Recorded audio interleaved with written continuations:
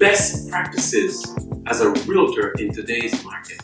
What are some of the things that you should be doing to ensure your success in today's marketplace as a real estate agent, as a realtor?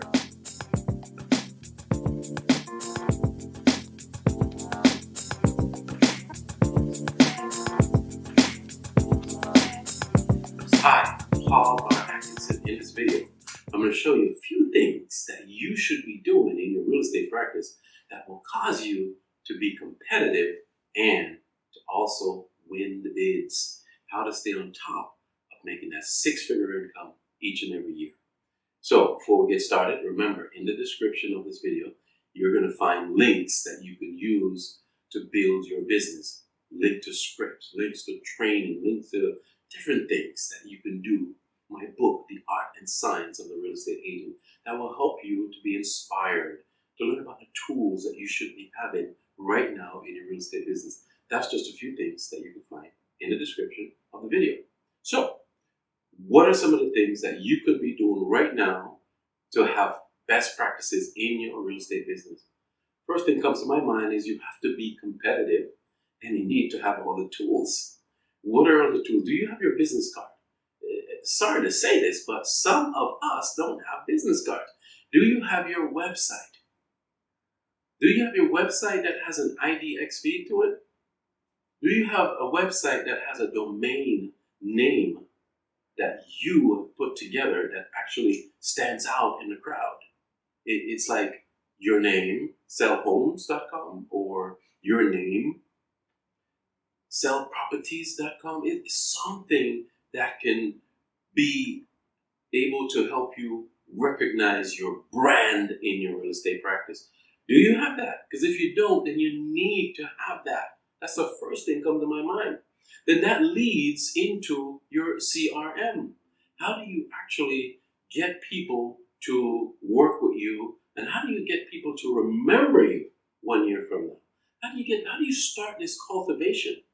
You do recognize that buyers and most sellers, they do take a little while to work. They do take a little while to come to the marketplace to be ready to do business. It happens, and you have to be in a position to cultivate that. So you must have a website, gotta have a CRM.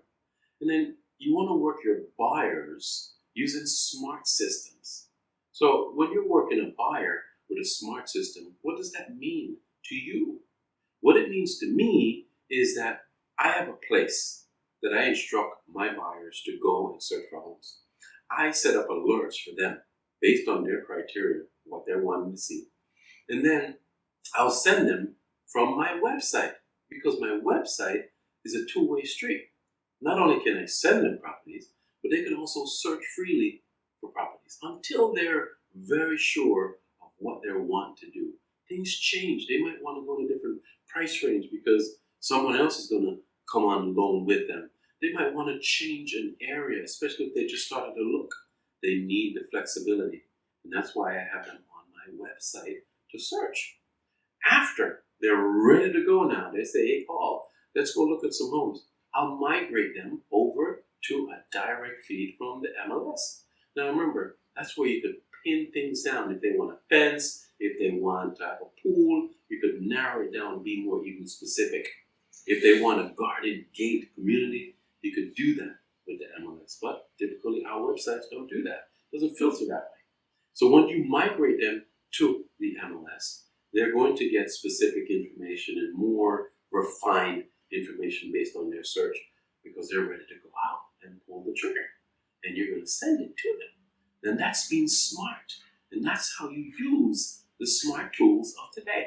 Once you go out and you start to show them the properties, then you want to pre-program their minds and let them know that it's a very competitive market and they need to select 1 to 2 or 3 properties that they will make an offer on. So I like to say to my buyers, hey, I want you to number and rank each property. I'm going to show you 5 houses today. Tell me what your number 1 offer property is to make an offer. What is your number 2 property to make an offer? And what's your number 3 property to make an offer? When I go out with a buyer, they need to know, and I need to know, that they're diligently looking to make an offer on a property because it's so competitive in today's marketplace. So you too have to be competitive and be ready to go. So remember, when you do show, you're trying to get number one to make an offer on, number two to make an offer on, number three to make an offer on. And then you push them through. And that's my buyer's smart system that I use today. When you get ready to write the contract right now, be smart about it. Electronic signatures move very quickly. So many times I've seen realtors drag their feet on writing the offer up. And by the time you get it over to the listing agent, they say, oh my gosh, you just missed it 1 hour. Can you imagine what that's like? So you have to move quick. You have to be nimble. You have to be quick. Get that offer written up electronically, get the signatures, get everything put together, and send it out. How do you work with the sellers? How do you become an effective listing agent in working with sellers? Well, the first thing is you have to have selling skills. You've got to make sure that you have selling skills, and you have to market and work the sellers on a consistent basis. So if you're going to do some expired listings and you're going to mail out to them or you're going to door knock them, you got to do it, and you have to have the selling skills. In the description, see the link that says the 5 steps of the sale. The 5 steps of the sale can help you to build your selling skills. In the comment of this video, would you tell us what is your selling skills? How would you rate your selling skills right now? Based on a scale of 0 to 10, 10 being the most high, where would you say your selling skills are right now? 5, 6, 1, 2? Put it in the comment of this video. Build your selling skills because you need it, especially when you work with the sellers. Not only do you have to sell the sellers to choose you, but you have to sell the buyer's agent on whatever the seller is looking for and negotiate it. You've got to have selling skills. Very, very important. And finally, you have to be organized. You want to be organized. How do you become an organized person in today's marketplace?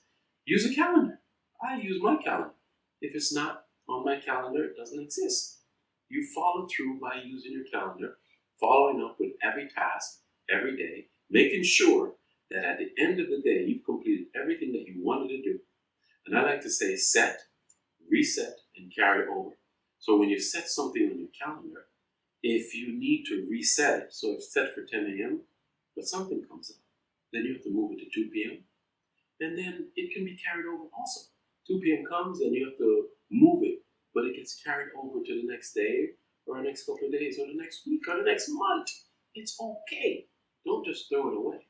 So be organized is the final thing I want to tell you, that these are some of the best practices that you could have in your real estate business. Rewind the video, run through it one more time, and just nail it down. Put that into your practice in your real estate business right now and be successful. In the description, click on the link. It's going to help you to be that top producing realtor. Until next time, I'll see you real soon. Let's go get it done.